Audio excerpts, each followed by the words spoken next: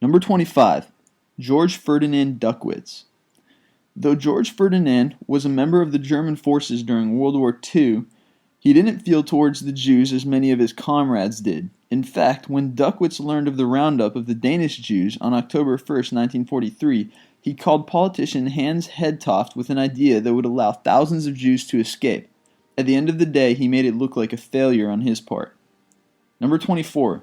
Raoul Wallenberg. Raoul, an envoy from Sweden living in Budapest, was able to rescue about 100,000 Jews in Hungary by issuing documents to assure the safety of those Jews from being deported and being brought into Nazi camps outside of the country. Number 23. Giorgio Perlasca. When Giorgio escaped to Hungary after many months of being detained in prison, he was able to convince the Nazis that he was a Spanish diplomat. Thanks to his cover, he was able to give away numerous visas, which the Jews then used as a means of escape. Number 22. Angel Sanz Briz. Like Giorgio, Angel was actually a Spanish diplomat to the country of Hungary. He was able to protect thousands of Jews from the Nazis by granting amnesty, given that Spain was neutral during the World War. Number 21. Colonel Jose Arturo Castellanos Contreras. El Salvador could never be any more proud of Colonel Jose, as he played a major role in protecting numerous Jews in Switzerland during the World War. In fact, this Salvadorian diplomat made sure that over 25,000 Jews were able to get away from the Nazis by issuing them Salvadorian visas. Number 20. Charles Coward. Charles, known as the Count of Auschwitz, was a British soldier captured during World War II who rescued Jews from Auschwitz and smuggled himself into the camp for one night.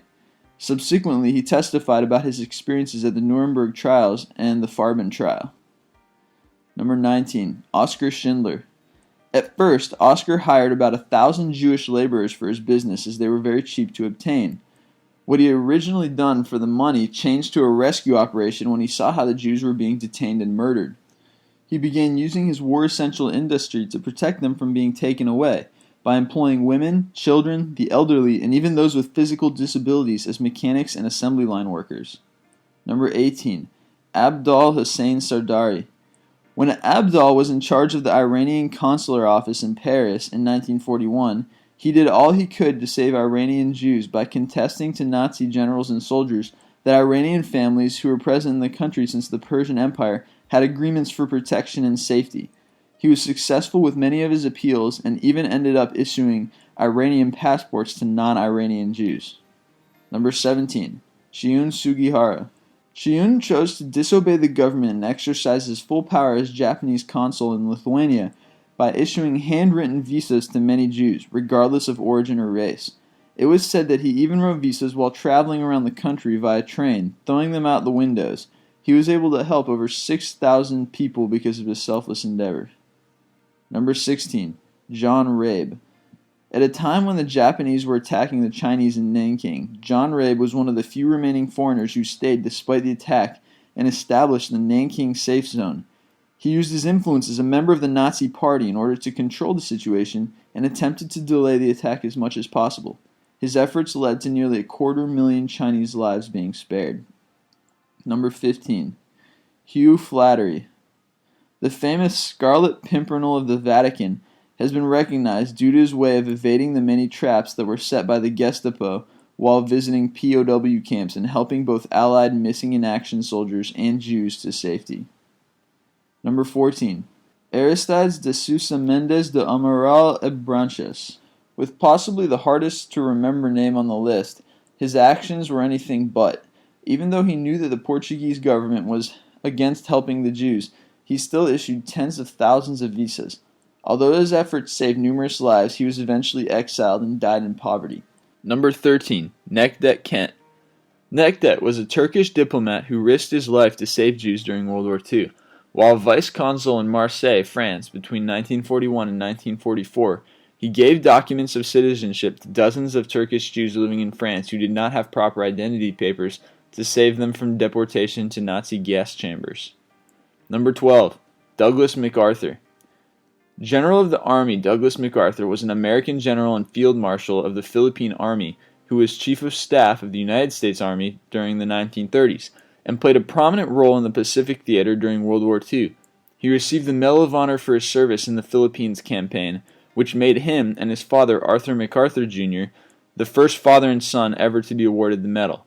He was one of only 5 men ever to rise to the rank of General of the Army in the U.S. Army, and the only man ever to become a Field Marshal in the Philippine Army. Number 11. Alvin York.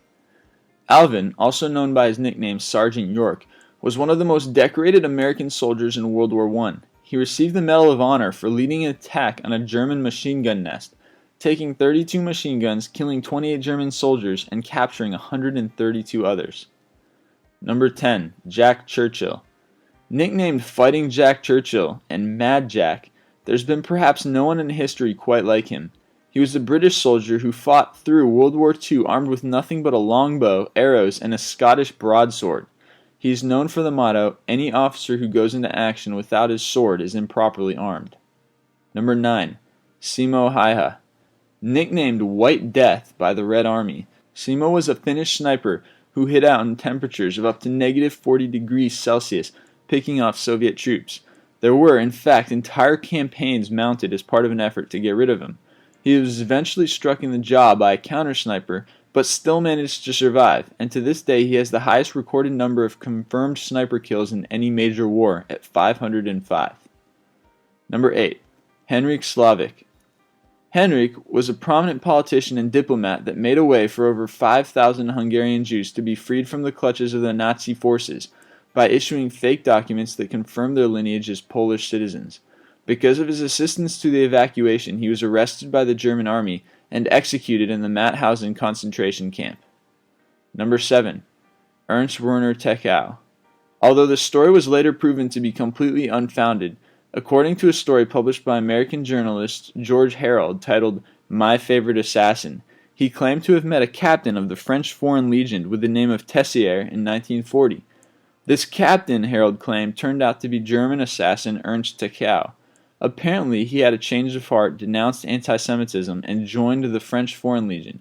In 1941, Harold reported further that Tachau Tessier helped save hundreds of Jews in Marseille. Number 6. Witold Pilecki. Witold put his life on the line when he volunteered himself as an intelligence officer that would infiltrate the Auschwitz concentration camp by taking a false identity and being cast into prison. Aside from being able to create an internal resistance force within the camp, he also created an intelligence network that made it possible for outside military forces to know of Auschwitz's activities. Though he served as a courageous war officer, he was sentenced to death due to various charges involved in his heroic acts. Number 5. Dimitar Peshev. Dimitar, although holding the position of Deputy Speaker of the National Assembly of Bulgaria and Minister of Justice at the time the war broke out, chose to resist the government by preventing the deportation of over 48,000 Jews from the country. Number 4. Matt Urban.